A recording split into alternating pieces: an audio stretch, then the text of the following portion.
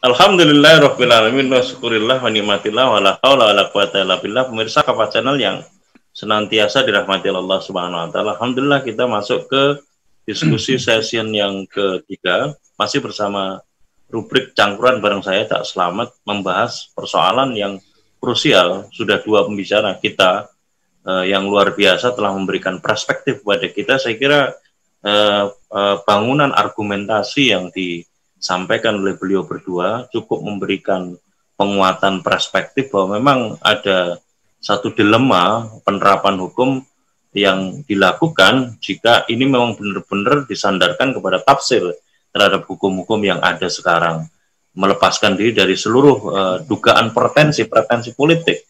Dan rasanya memang beberapa kasus-kasus hukum diduga kuat ada satu indikasi motif politik di balik kasus hukum ini. Saya akan coba balik lagi kepada Prof. Suteki.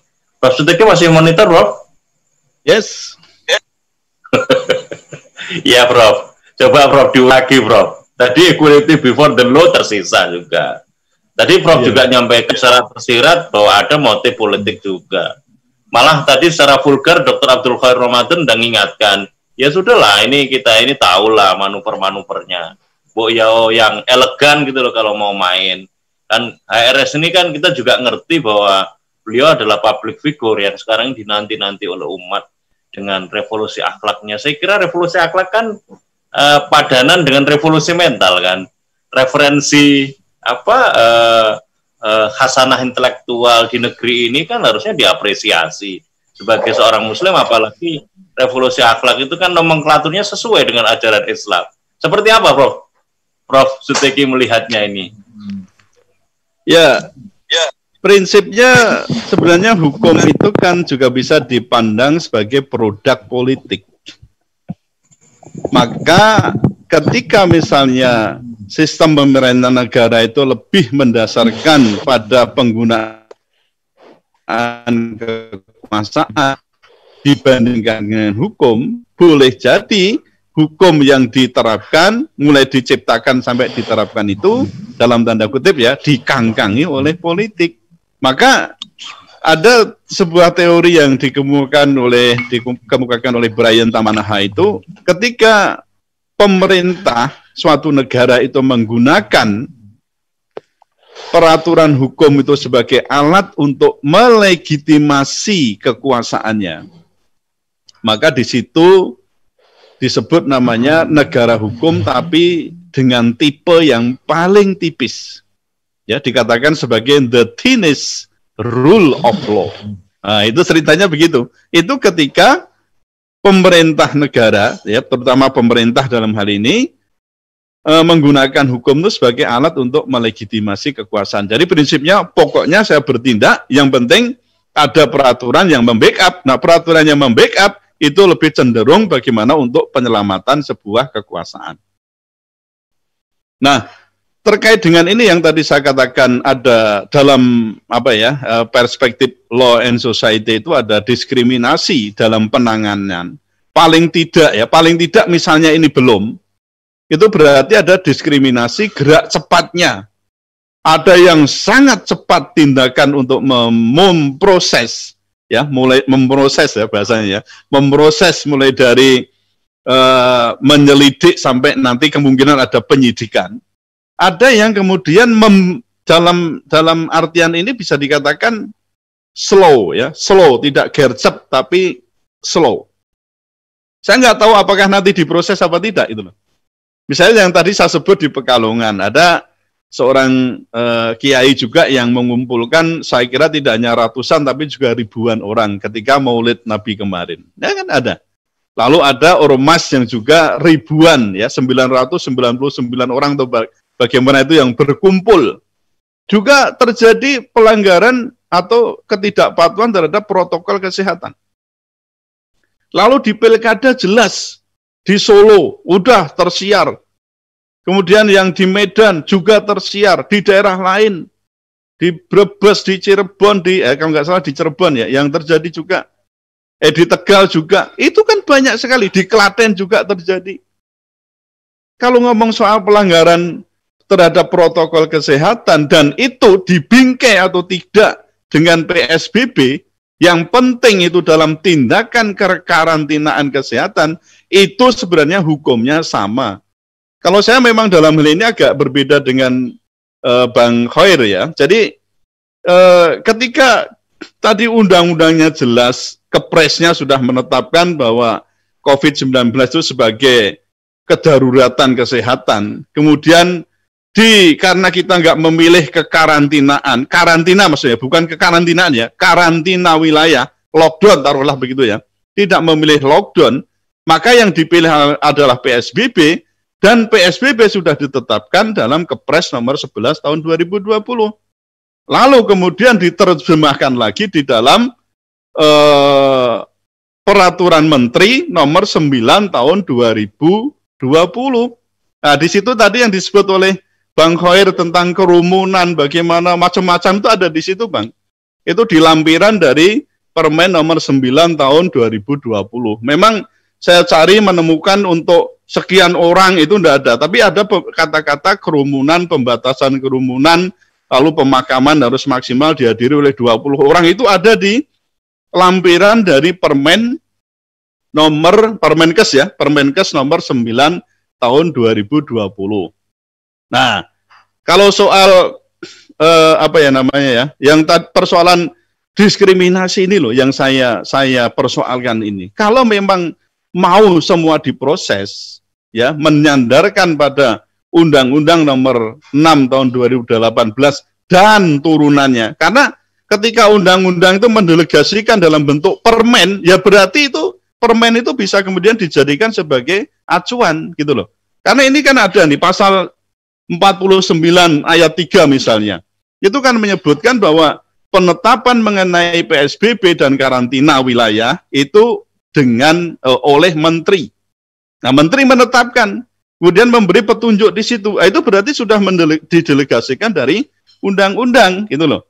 Jadi meskipun itu bentuknya peraturan menteri, karena ini sebagai peraturan pelaksanaan dari undang-undang, kita bisa mendasarkan peraturan ini sebagai alasan ya, sebagai alas untuk bagaimana memberlakukan sanksi. Gitu. Nah, yang tadi di pasal 93 itu kan persoalannya kan ada itu ketidakpatuhan. Nah, ya, ada ketidakpatuhan kan di situ. Lalu juga ada unsur yang tadi dikatakan oleh Bang Khoir itu ke persoalan menghalang-halangi. Jadi ini memang kalimatnya, setiap orang yang tidak mematuhi penyelenggaraan kekarantinaan kesehatan. Berarti apa? Tadi saya katakan kekarantinaan kesehatan itu salah satunya tindakannya itu adalah dengan PSBB. Ini yang memang beberapa pertemuan dan di berbagai forum ya, di grup-grup WA, di diskusi macam-macam, memang artikel saya itu mendapat sorotan yang sangat masif, termasuk ahli-ahli pidana. Loh, saya katakan loh, PSBB itu bagian dari tindakan kekarantinaan kesehatan gitu loh. Ketika PSBB dijalankan, berarti apa? Di situ telah dilakukan tindakan kekarantinaan kesehatan. Kalau ini dilakukan pelanggaran, sesuai dengan tadi dijuntukan 93 ke pasal 9 ayat 1, nah berarti sebenarnya sanksi, ya, ketentuan pidana di pasal 93 itu dan pasal yang lainnya, itu juga bisa diterapkan. Kan logika mikirnya begitu. Nah, kemudian persoalan yang tadi disinggung oleh Bang Khoir tentang kedaruratan kesehatan, kita bisa lacak kembali itu di apa yang dimaksud dengan kedaruratan kesehatan. Itu ada di dalam pasal 1 ayat 2, bahwa kedaruratan kesehatan itu adalah kejadian kesehatan masyarakat yang bersifat luar biasa dengan ditandai penyebaran penyakit menular dan atau kejadian yang disebabkan oleh radiasi nuklir, pencemaran biologi, dan seterusnya. Nah, ini yang kita bahas sekarang adalah persoalan penyakit tadi, penyakit menular apa? COVID-19. Sebenarnya kalau mau mengatakan ini pasal 93 itu delik material, ya sekarang tinggal menunggu saja sebenarnya. Menunggu apa? Apakah dengan ketidakpatuhan yang tadi, atau kalau ada orang menghalangi, kalau menghalangi enggak ya, ketidakpatuhan terhadap tindakan kekarantinaan kesehatan tadi, misalnya melanggar prokes, itu berarti kan ketidakpatuhan. Menimbulkan kedaruratan kesehatan apa tidak? Misalnya, terus selalu di swab, wah dari kemarin itu sekian orang, umpama terdeteksi ya, siapa aja yang kemarin datang, di swab, wah ternyata tertular. Tentu kan ini membutuhkan minimal 14 hari, betul kan? Karena masa inkubasinya kan 14 hari. Tidak bisa juga dalam waktu misalnya, itu kita lihat dari tanggal 12 atau tanggal 11 itu ya, setelah ada kerumunan yang di sini maksudnya ya, kegiatan Maulid Nabi itu, dihitung aja, misalnya 14 hari berarti sampai tanggal 26. Misalnya, kita lihat itu yang hadir itu terpapar apa tidak? Terkontaminasi atau tertular COVID-19 apa tidak, bisa dihitung itu kok nanti kok. Kalau mau menerapkan betul-betul bahwa pasal 93 Undang-Undang Nomor 6 tahun 2018 ini sebagai delik material, bisa itu dilacak. Cuma tadi kan saya mengatakan bahwa loh, kalau masif seperti ini mungkin bisa dikatakan force majeure dalam keadaan kedaruratan juga. Apakah ya kita itu tidak ada, tadi saya katakan policy of non-enforcement of law. Nek gampangannya wong kita ngomong itu TST itulah, tahu sama tahu gitu ya. Karena kalau mau dilacak ya seperti tadi Bang Khoir tadi, kabeh kena. Menko Polhukamnya kena. Ya, dilacak naik lagi mungkin sampai presiden. Nah, gubernurnya, Pangdamnya kena, kepala kejaksaan tinggi kena, karena wakil ketua. Wakil ketua 10 itu kena semua itu nanti. Oke, Prof, kita konfirmasi aja, Prof, ke Dr. Abdul Khoir, Prof, biar beliau menjawab, Prof. Mengingat waktu, Prof, kita kasih kesempatan ke partisipan. Ada Abdul Halim, Pak Abdul Halim tadi juga reset. Silakan, Dr. Abdul Khoir, memberikan perspektifnya, tanggapan terhadap apa yang disampaikan oleh Prof. Siteki tadi.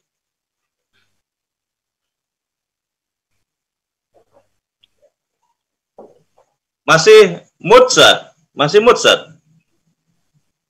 Masih mood, suaranya masih belum keluar, Zat? Ya, baik. Ya, baik. Baik, sekarang. Oke, sekarang. Ya, sudah. Halo? Sudah oke. Ya, jadi gini. Ada kerancuan berpikir ini menunjuk paradigma penanggulangan COVID-19. Tadi saya sudah singgung. Pemerintah menetapkan 2 deklarasi. Pertama, deklarasi tentang kedaruratan kesehatan masyarakat, ya, dengan Kepres nomor 11 2020. Bencana nasional, Kepres 11 2020 dan 12 2020. Itu berbeda halnya, ya, lain hal itu. Dan dua-duanya itu mengakui keberlakuan Undang-Undang 4 tahun 1984 tentang wabah penyakit menular. Nah, permasalahannya adalah sistem dan metodologinya, dan kemudian aspek hukumnya terhadap adanya dugaan pelanggaran terhadap penyelenggaraan kekarantinaan kesehatan. Ya, nomenklatur yang digunakan dalam penyelenggaraan penanggulangan COVID-19 itu adalah kekarantinaan kesehatan. Ya, memang saya ada perbedaan dengan Prof. Siteki. Tetapi tadi disampaikan juga oleh Prof. Siteki, pasal 93 itu delik material. Harus nyata ada akibatnya, yaitu timbulnya kedaruratan kesehatan masyarakat. Kedaruratan kesehatan masyarakat telah pula ditetapkan oleh pemerintah melalui deklarasi dengan PP 11 tahun 2020. Terlepas dari itu, karena ini adalah delik material, tentu harus nyata ada perbuatan yang mengakibatkan akibat. Nah, kalau ada akibat, harus dicari menurut hukum kausalitas sebab yang mana yang paling dominan berpengaruh menyebabkan timbulnya suatu akibat itu. Kalau bicara hukum kausalitas, ini ada teori von Bury, ada teori generalisir, individualisir, prospektum, antrefaktum, yang pada prinsipnya kausalitas yang paling berpengaruh itu apa? Berarti di sini adalah kepulangan Imam Besar Habib Rizik, disambut oleh Menko Polhukam. Menko Polhukam sebagaimana tadi disampaikan oleh Prof. Siteki memberikan tangkapannya, ya kan? Silakan. Iya, itu masalahnya di situ. Berarti Prof. Mahfud ini melakukan pembiaran. Ya kan? Nah, di sisi lain ada unsur kepolisian, ada TNI, ada BNPB dan lain-lainnya. Nah, terkait dengan itu semua, kalau misalkan Anies Baswedan diterapkan pengenaan pasal, dia selaku pimpinan tertinggi, berarti kan semuanya harus kena. Kena. Penyelenggara, Ikut. penyelenggara Maulid Nabi dan pernikahan putri imam besar, itu kan satu paket. Berarti yang hadir jamaah Maulid Nabi itu juga harus kena. Kena. Berlaku delik penyertaan Delneming itu pasal 55 ayat 1 angka ke-1. Apakah mungkin delik pas ini diterapkan? Semua itu yang hadir siapa-siapa itu mampu untuk di tracing, didatangi, dipanggil, diperiksa. Kan tidak mungkin. Sesuatu yang tidak mungkin dalam hukum pidana tentu tidak dapat dilakukan. Apalagi dalam hal ini dilakukan analogi. Saya terus menyampaikan, menyuarakan tidak dapat melakukan analogi terhadap unsur pasal ini. Yang dimaksudkan adalah yang dimaksudkan di sini adalah adanya suatu tindakan pelanggaran menunjuk hanya kepada PSBB, tapi PSBB itu di luar dari sistem karantina, kecuali pemerintah menetapkan karantina wilayah. Pemprov DKI sepanjang tidak ditetapkan status karantina wilayah, maka PSBB menurut saya itu berdiri sendiri. Karena PSBB tidak disebutkan sebagai unsur delik, tidak ada norma hukum di sini yang menunjuk kepada salah satu keberlakuannya dia menjadikan delik, berarti dia bukan perbuatan pidana. Kenapa? Jelas di sini yang dilanggar adalah kekarantinaan kesehatan. Bahasanya itu bukan PSBB. Kalau PSBB menunjuk kepada pasal 59, dia tidak menjadikan suatu hal yang menunjuk kepada salah satu unsur. Bang Khair, sebentar Bang Khair. Ya. Coba kita baca di pasal 15 itu Bang. Iya. Ya, supaya ini satu pengertian dulu nih kita. Iya. Di pasal 15 itu kan disebutkan bahwa tindakan kekarantinaan kesehatan tersebut dilakukan melalui cara-cara sebagai berikut. Satu, karantina. Nah, karantina itu termasuk yang kita sebut harusnya ada lockdown, karantina wilayah.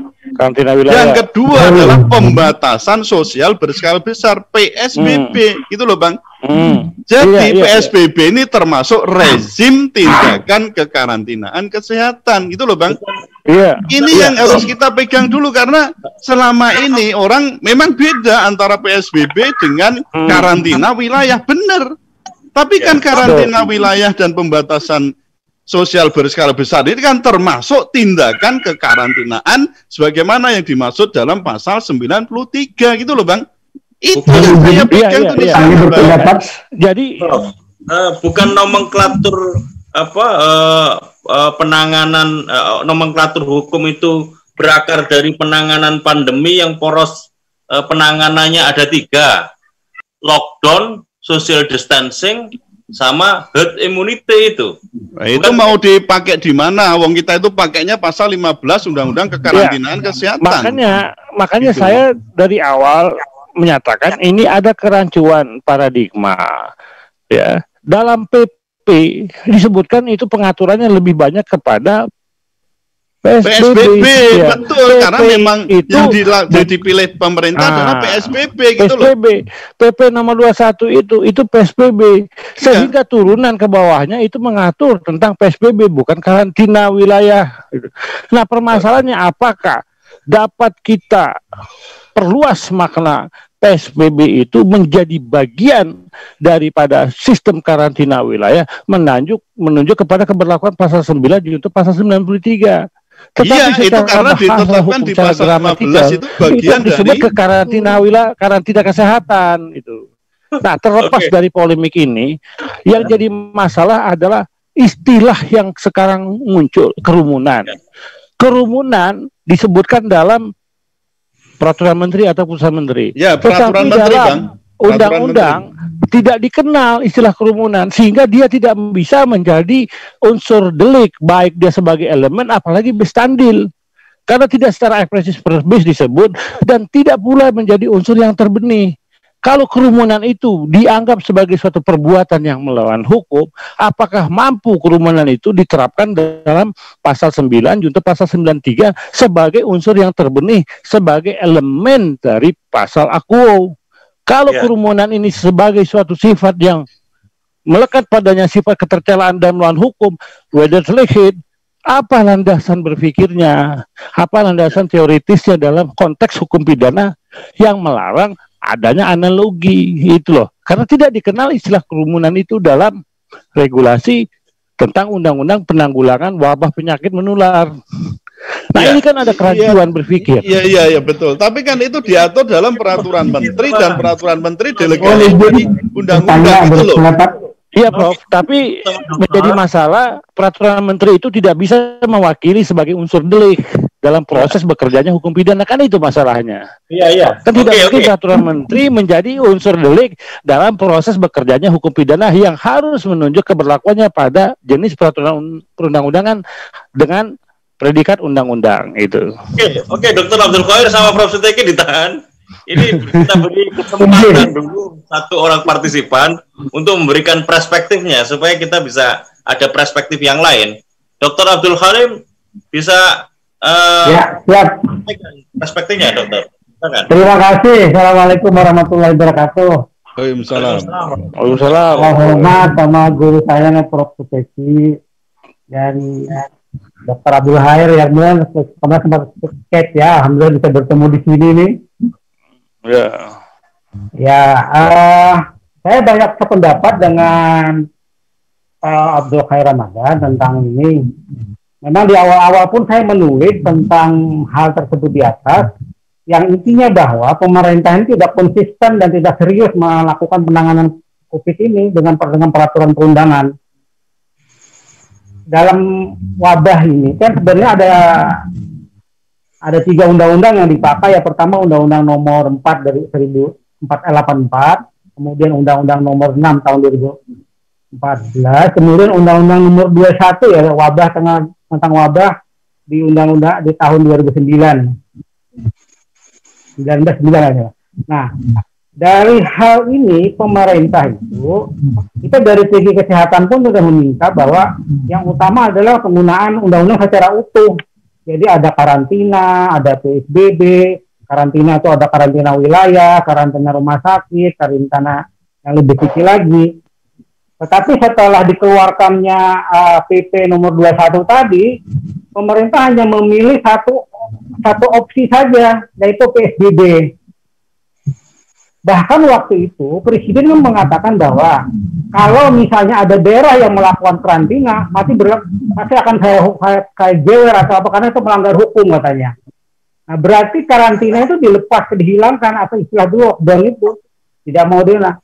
Nah, kalau karena pemakaian itu PP-nya tidak mengambil seluruhnya daripada pelaksanaan penanggulangan metode-metode atau rezim-rezim penanggulangan ini, yang hanya PSBB tersebut, dan di PSBB yang ditekankan itu hanya pertama penutupan sekolah, kemudian pembatasan kegiatan keagamaan atau fasilitas umum. Nah, ada lagi yang tidak konsistennya itu adalah bahwa kalau pemerintah menyebut sebagai karantina merupakan satu rezim pelaksanaan juga, ada kewajiban pemerintah yang tidak dijalankan, yaitu menanggung atau membiayai semua kebutuhan dasar warga negara termasuk hewan ternak dan sebagainya. Di dalam undang-undang wabah itu ada. Di dalam undang-undang itu juga undang-undang nomor 6 karantina juga ada. Jadi itu mereka itu kita mungkin masih ingat sebelum ditetapkannya PSBB ini pernah keluar maklumat daripada Kapolri yang menakut-nakuti kalau misalnya nanti nggak pakai masker, nggak apa-apa akan dikenakan pasal 212 kalau salah dan sebagainya. Nah itu juga waktu itu kan belum jelas juga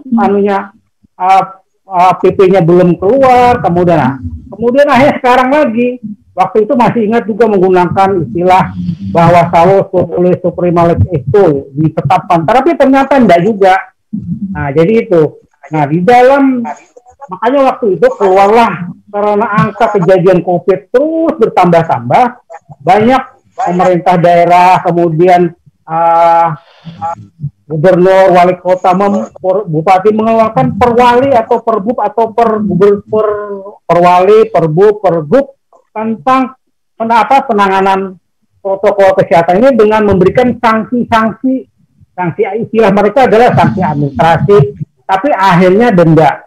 Banyak sekali pakar tata negara yang menyatakan itu tidak bisa, karena kalau kita melihat dari Undang-Undang Nomor 12 Tahun 2011 tentang pembentukan undang ini, bahwa sanksi itu hanya bisa diberikan dalam bentuk undang-undang atau perda. Nah, itu terus berlangsung kan, jadi tidak bisa. Nah, sekarang yang mungkin yang ada sekarang saya lihat yang ada perda itu hanya di DKI, yaitu Perda Nomor 2 Tahun 2020. Nah, itu sudah agak kuat karena di situ bisa. Nah, tapi yang sampai katakan oleh Pak Abdul Khair tadi bahwa kalau misalnya ini melaksanakan perda, berarti harus ada sidang-sidang yang menyatakan bahwa memang seperti itu. Jadi itu. Nah, jadi disitulah. Jadi saya pun tetap berpendapat bahwa tidak bisa dilakukan tindak pidana kalau hanya berdasarkan perwali dan perda. Tidak perwali atau perbub yang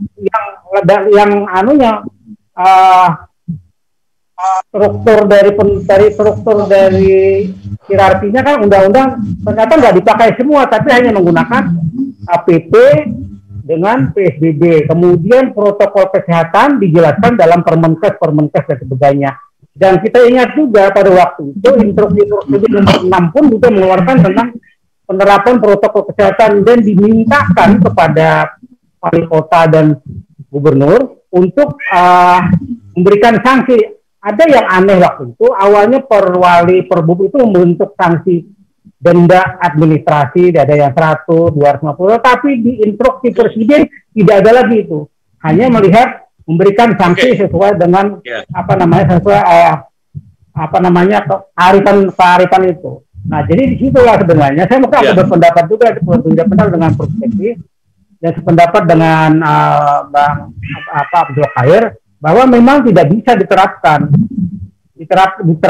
sanksi pidana di luar DKI. Kalau DKI mungkin bisa karena dia punya perda. Saya kira itu pendapat saya. Terima kasih. Mohon maaf kalau yang terima kasih. Ya, makasih Dr. Abdul Halim. Ya, saya kasihkan kesempatan terakhir ke Prof. Suteki masing-masing, ke Dr. Abdul Khair sekaligus closing statement.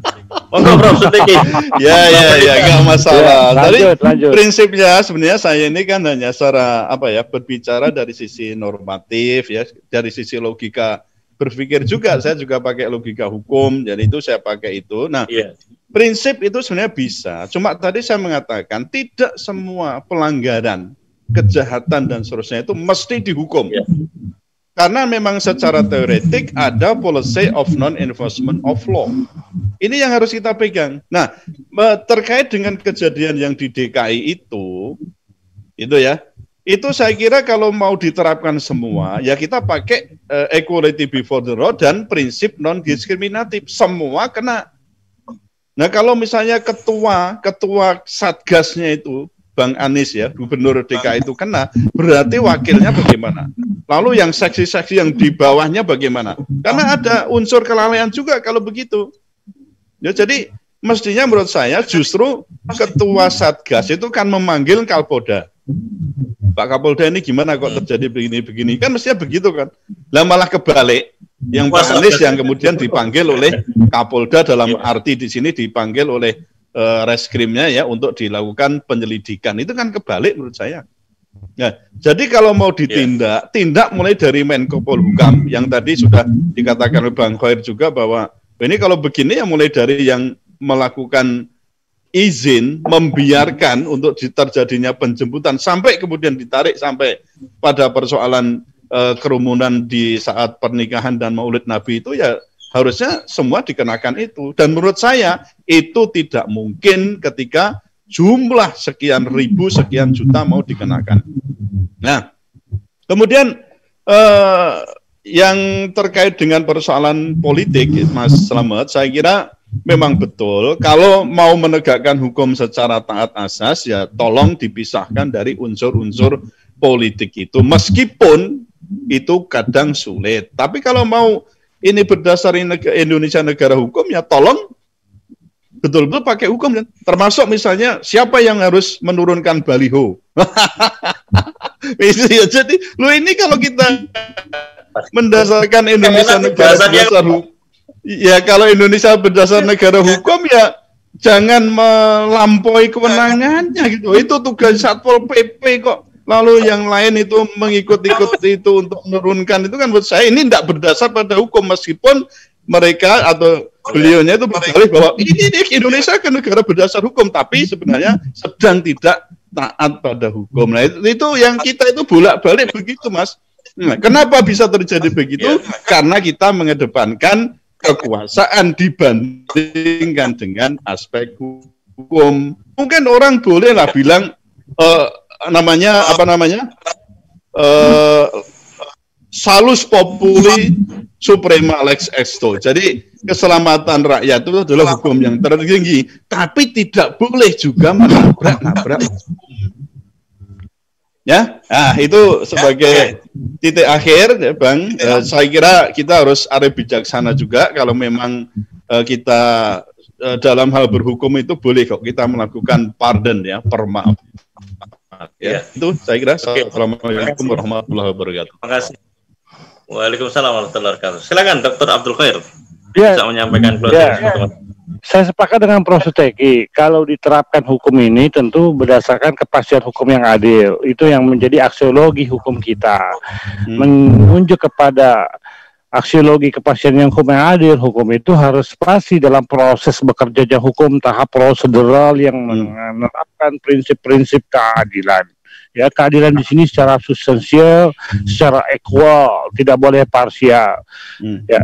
Apakah mungkin penerapan hukum itu berdasarkan kepastian hukum yang adil mampu menjerat semua orang yang terlibat dalam penjemputan dan termasuk peringatan Maulid Nabi dan sekaligus pernikahan Putri Imam Besar Habib Rizik Syihab? Tentu adalah hal yang tidak mungkin. Ya, di sisi lain, pelanggaran terhadap PSBB, ya, itu terjadi pada saat berlangsungnya pilkada di sekitar 398 tempat.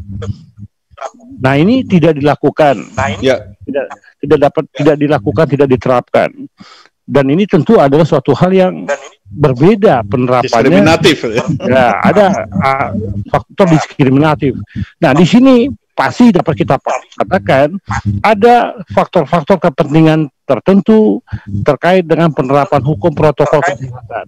Ada makna-makna simbolik. Apa makna-makna simbolik itu? Ya menunjuk kepada manuver dari pihak kepolisian. Dan ini tidak menutup kemungkinan ini terkait dengan penurunan pencopotan baliho Imam Besar Habib Rizik Syihab. Ini terkait. Nah, kalau kita ingin mengatakan, berarti ini terkait dengan adanya konsepsi gagasan dari Imam Besar Habib Rizik Syihab dengan revolusi akhlak. Seolah-olah Imam Besar ini ada sebagai ancaman bagi eksistensi negara. Oleh karena itu, apapun tindakannya, termasuk kegiatan-kegiatannya, itu selalu dikonklusikan sebagai perbuatan yang mengancam terhadap keamanan bermasyarakat dan lebih lagi dalam kepentingan kekuasaan, ancaman kekuasaan politik. Ini yang tidak perlu diberlakukan dalam perspektif negara yang menganut demokratisasi, mengakui keberlakuan civil society, supremasi sivil. Banyak terjadi suatu hal yang tidak masuk akal dalam bekerjanya sistem politik kita, sistem hukum kita yang cenderung menegasikan hak-hak sivil masyarakat. Oleh karena itu, saya sangat setuju apa yang disampaikan Prof. Suteki, bahwa tidak perlulah dilakukan upaya penal dalam bentuk penerapan hukum dengan konteks peradilan pidana itu tidak akan bermanfaat. Ya. Yang penting dan signifikan adalah upaya rekonsiliasi melalui upaya dialog. Dialog apa? Tentu adalah dialog kebangsaan menuju kepada persatuan Indonesia. Dalam hal apa? Dalam segala bidang. Habib Rizik telah menyampaikan itu. Nah, tinggal bagaimana pemerintah. Jangan ditafsirkan di sini rekonsiliasi itu ada tidak tepat karena tidak sebanding antara warga negara dengan pemerintah. Tidak. Kita dapat menggunakan nomenklatur lain yang pada prinsipnya adalah substansialnya adalah dialog kebangsaan menuju kepada optimalisasi persatuan Indonesia. Menyangkut di sini menyangkut kepentingan keutuhan ya, NKRI itu sendiri. Keberlangsungan NKRI itu sendiri. Perlu ada dialog antara civil society dengan pemerintah. Kalau misalkan yang dicari kesalahan-kesalahan daripada Habib Rizik, kemudian dijadikan suatu hal yang dengannya masuk dalam sistem peradilan pidana, ini tidak tepat. Ya. Banyak terjadi penyimpangan, banyak terjadi ketidakadilan, ya, tidak equal antara penerapan hukum yang satu dengan yang lainnya. Kita hentikanlah itu dalam rangka membangun persatuan Indonesia yang lebih baik ke depan itu bagaimana. Itu yang harus kita lakukan. Demikian, Kak Slamet. Ya. Alhamdulillahirabbil alamin wa syukurillah wa nikmatillah wa la haula wala quwata illa billahi aliyil azim. Saya sampaikan jazakallah khairan kepada Prof. Suteki yang luar biasa sekali. Termasuk Ustadz Dr. Abdul Khair Ramadan yang luar biasa sekali. Saya kira kita semuanya sepakat bahwa dilema implementasi hukum yang ada di negeri ini sesungguhnya berakar dari problem azas dan problem substansi. Sungguh Allah Subhanahu wa Ta'ala telah menurunkan aturan yang datang darinya untuk bisa menyelesaikan persoalan kehidupan manusia. Allah Subhanahu wa Ta'ala menyampaikan, A'udzubillahi minasyaitonir rajim. Wa nazalna 'alaikal kitab tibyana likulli syai'. Dan aku turunkan Alkitab, Al-Quran untuk menjelaskan segala sesuatu. Di ayat yang lain Allah Subhanahu wa Ta'ala sampaikan, A'udzubillahi minasyaitonir rajim. Wa nihkum bainahum bima anzalallah wa la tatabbahu. Dan putuskan perkara di antara kalian dengan apa-apa yang diturunkan oleh Allah Subhanahu wa Ta'ala, dan janganlah menggunakan hawa nafsu kalian. Proses politik yang ada di dalam sebuah bingkai sistem politik kekinian itu harus diakui atau tidak telah melahirkan sebuah hasil hukum buah bargaining of power, ya, tawar-menawar antara kepentingan, berbagai kepentingan, sehingga syarat oleh intrik-intrik politik. Billahi taufiq wal hidayah. Wassalamualaikum warahmatullahi wabarakatuh. Jazakallahu khairan.